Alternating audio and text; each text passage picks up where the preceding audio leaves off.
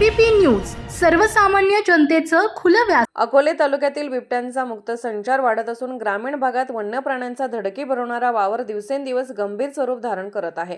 तालुक्यातील एकदरे चंदगीरवाडी येथे पहाटे 3च्या सुमारास घडलेल्या घटनेने ग्रामस्थांच्या मनात भीतीचे सावट आणखी दाट झाले आहे।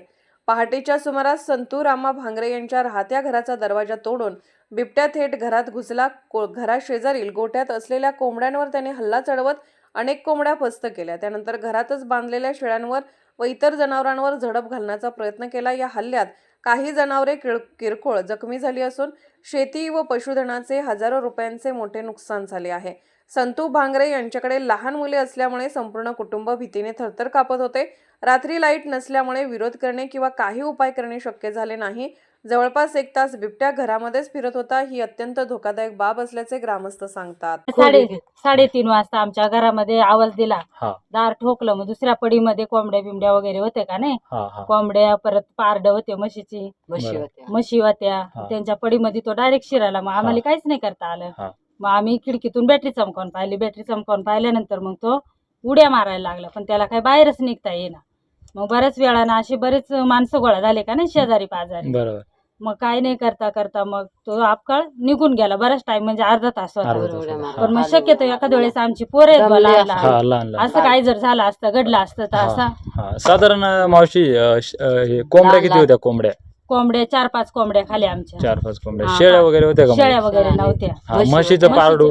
म्हशीचं पारडू होतं। त्याला नाही काय केलं, मग आम्ही जागा झालो ना। अच्छा मग तुम्ही मध्ये गेलते का बाहेरूनच बघितलं? नाही, बाहेरूनच खिडकीतून बॅटरी चमकावली। ऐका ना, जर रात्री झालंय, जर दिवसा झाला असतं तर इथं पोरं बाळ हे असे खेळतात, छोटी तर कसं न्याय कसा मागणार तुम्ही आता? आम्हाला काहीतरी मदत द्यावं, सरकारनं काहीतरी करावं। याची उपाययोजना काय करायला पाहिजे? पिंजरं द्यावा, धरून न्यावा। आमची रात्रीची बाहेर फिरायला लागतोय आम्ही, असं आहे का नाही। मग वन विभागाला काय सांगणार? वन विभागानं आमची काहीतरी गरिबाची जाण करावा। बिबट्याचा वाढतं प्रमाण आहे, भरपूर म्हणजे प्रमाणे। हो, टीव्हीला बघतो आपण, एवढ्या शिफ्टीतून जर तो शिरला तर तो दरवाजा उघडून मध्ये येऊ शकतो। उद्या जीवितहानी पण होऊ शकते। असं आहे का नाही। जर लहान जर समजा 9 वाजता जर आले असतं, हे असे लेकरं असते, त्यांनी काय केलं असतं? धरून नेलं असते का नाही? काहीतरी काळजी म्हणा, पिंजरे लावा, काहीतरी व्यवस्थित काळजी घ्या। आम्ही जंगलामध्ये राहतोय, बरोबर आहे का? बरोबर आहे। हानी ना तुम्हाला हानी। मग तो घरात जर घुसला एवढ्या याच्यावर मधून करायचं काय? आता तुम्ही साधारण किती कुटुंब राहतात घरात? घरात आम्ही 2 कुटुंब, पण कधी कोणी हाय, कधी कोणी म्हातारे। म्हणजे शेजारी घर वगैरे काहीच नाही? शेजारी हाय, एक घर एक आहे शेजारी। नाही, मग तुम्ही रात्रीची जर समजा तुम्हाला जर अशी घटना घडली तर आवाज कोणाला देणार तुम्ही? मग आता शेजाऱ्यांनाच आवाज दिला, शेवटी गाव लांब आहे, बरोबर आहे का नाही? मग शेजारी पाजारी आले, पण आम्ही काहीच करू नाही शकलो ना। दरवाजा उघडला तर त्यानं आमच्यावर अटॅक केला असता। हे 2 लेकर हे पण असतात ना तुमच्या? मग हे आमचेच आहेत। बरोबर, म्हणजे हे रात्रीची घटना झाली म्हणून काय नाही, जर दिवसा झाले असते तर काय केलं असतं? बरोबर, थोडी तुम्ही पण काळजी घ्या। आणि वन विभागाला माझं एकच सांगणे की या कुटुंबाला कुठेतरी न्याय मिळाला पाहिजे। हे जंगलामध्ये राहतात बघा, गाव पूर्णपणे लांब आहे, हे तर 2च घर आहेत। शेजारी पाजाऱ्यांना आवाज देतात, बिचारे येतात मदतीला, पण कुठेतरी वन विभागाने पिंजरे लावले पाहिजे।